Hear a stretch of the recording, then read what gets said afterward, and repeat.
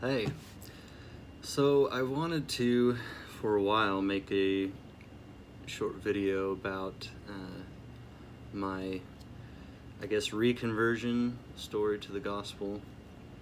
I have been back in the church for a year. Well, on conference weekend, it'll have been a year since I started going back to church, but the story of what brought me back started a few months before that.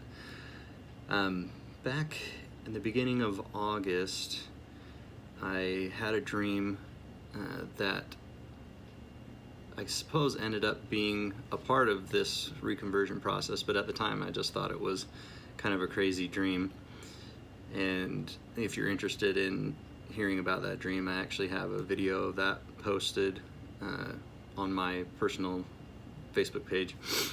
So I after having that dream and posting it, one of my friends, Jared Montemayor, or goes by Masayoshi now, he commented on the video that it reminded him of certain historical events or stories that he had read of people's accounts, and that it also reminded him of a book called Visions of Glory, which I'm sure many of you are familiar with. I'd never heard of it at the time, so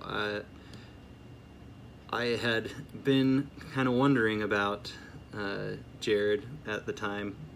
He'd gone off the spiritual deep end from my perspective, but I was also inactive from the church and had been for about 5 years at that point. And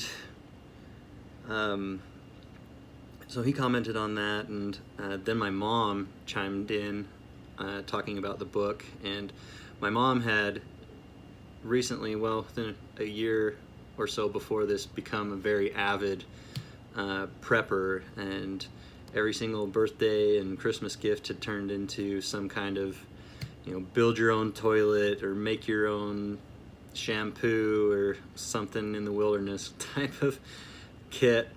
And so she had kind of weirded me out and a lot of my siblings too. We were a little worried about her, and the fact that she was interested in that book sent off some red flags for me.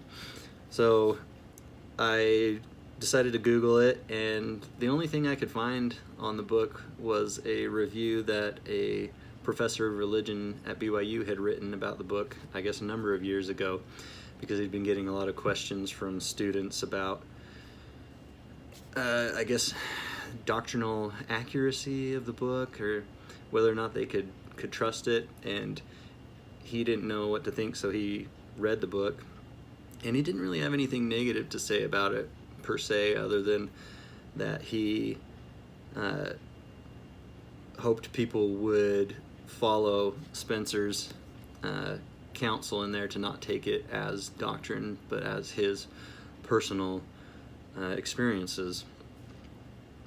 And so I commented on the post just to be careful about the truths that you seek out and make sure that they line up with the prophets and apostles. Not that I had any right to say anything like that at the time anyway. But Jared's wife, Monet, commented on my comment and said basically that what I said was true, but that I should at least read the book before I form any perspectives or thoughts about it. And I didn't want to seem closed-minded or anything, so I agreed to read the book. And right after that, as soon as I agreed to it, Jared actually bombarded me with a bunch of follow-up study stuff, and at the time it was super overwhelming. And I was just like, I haven't even started reading the book yet, man. So I'm definitely not getting to this stuff. So I read the book, and I think it took me a couple of weeks to finish. And so this was in the beginning of August 2017. And I finished the book, and I thought it was super sci-fi, like kind of crazy. It was interesting, but I was mostly just weirded out by it more than anything. I read the accounts at the end of the book by different people and prophets of their visions that they'd had of the end of the world or second coming, and I thought it was interesting. Kind of matched up with what Spencer had said, and so I just had a lot of questions. And so I went back to the email that Jared had sent me with all the follow-up information, wondering if there was anything, that maybe would help answer the questions that I had. And there was one thing that stood out to me in particular, and that was the website link for IsaiahExplained.com. And I thought, well, Isaiah was the end of the world. Most of what he wrote was end of the world prophecy, and it's kind of nutty and hard to believe as well, and hard to understand too. So I thought, well, maybe there's some things that coincide with what Spencer had said in his book. So I went to the website and started listening to Abraham's discourses on Isaiah, and I think it had only maybe 1 or 2 days that I'd been listening to it in my free time, and on August 14th, I remember it because it was so outstanding, I guess, what happened, and I wrote it down too. So I was woken up at 3 or 4 in the morning, but I felt more kind of like half asleep rather than fully awake. But I remember seeing and hearing the words, "Get up and wash your garments." And I didn't even think about it. I just got up and I washed my garments. And I knew that it was also a command, or it was like the nicest command you could ever get. But to get up, wash them, and I knew I was supposed to start wearing them again, even though it didn't say that.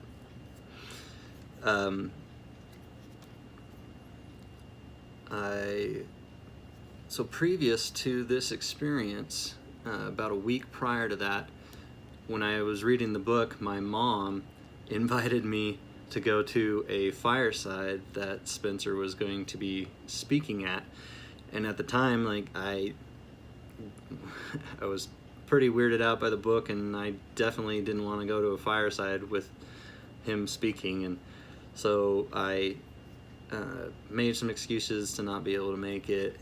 And the day of the morning that I had that experience, that to get up and wash my garments, my mom texted me and re-invited me to the fireside, and I had thought it had already happened, and so I ended up saying yes, because I figured, well, I guess I kind of have to now after having that experience. I've never had any experiences remotely like that before. So I still had a lot of questions, and it came time for the day of the fireside, and I decided that I would fast and pray and kind of prepare myself to just in hopes that I could get some answers. My real questions were, do I even matter? Like, why does this matter? Like, why does it matter if I'm active in the church or not? If I'm active in the gospel, why does it matter